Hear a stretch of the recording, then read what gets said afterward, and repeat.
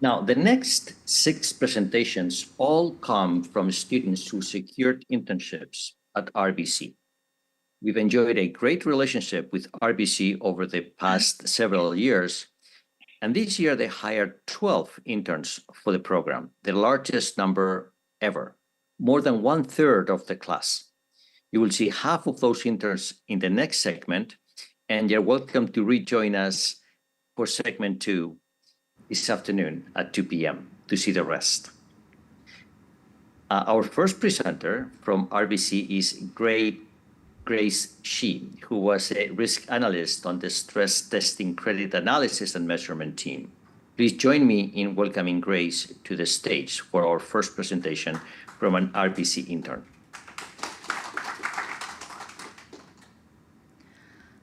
Hi everyone, I'm Grace. I interned at the stress testing credit analysis and measurement team at RBC. This is our credit measurement system. It incorporates two main types of models, provisioning models and the stress testing models. Provisioning models are designed to estimate future credit losses and ensure there are sufficient reserves set aside to cover these losses.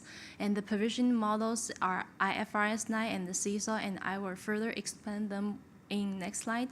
And on the other hand, stress testing models are used to assess the resilience of financial institutions by simulating extreme economic scenarios and understanding their potential impact on banks' financial stability.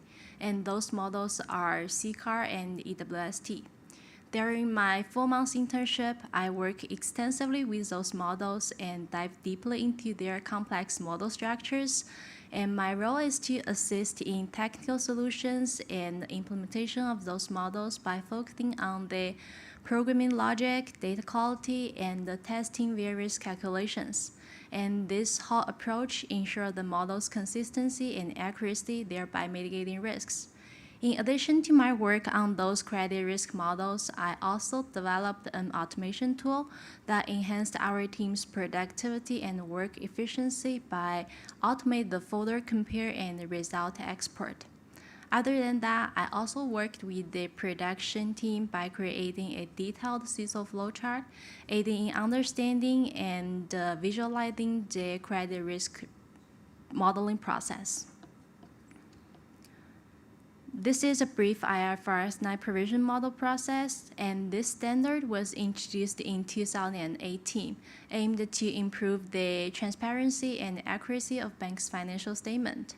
And it's now widely adopted by all major Canadian banks. The process starts with the data input.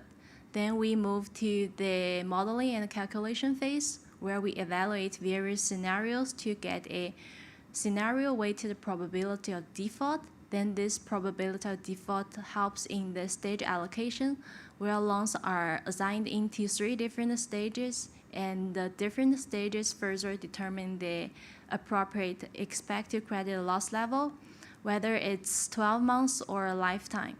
Then by combining those expected credit loss and apply some qualitative overlays, we get the final allowance. And this is also the output of our model. And this ends my presentation. Thanks. Thank you, Grace.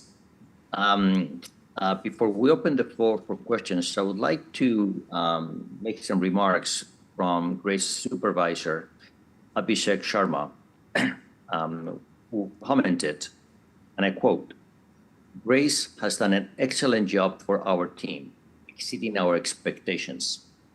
She's strong on integrity, takes initiative, knows when to ask questions, and keeps me updated in a timely manner. She's also found ways to improve our efficiencies."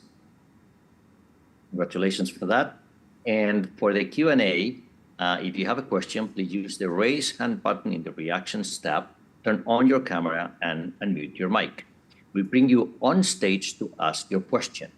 You can also type your question into the chat and Michael will read it for us. I'll start with my question. What key skills did you develop during your internship that you found particularly valuable? Thanks for the question. During the internship, I improved my communication skills, especially in coordinating with both upstream and downstream teams, and also improved my ability to express complex information and concepts to different teams efficiently and clearly. Yeah, thanks. Thank you.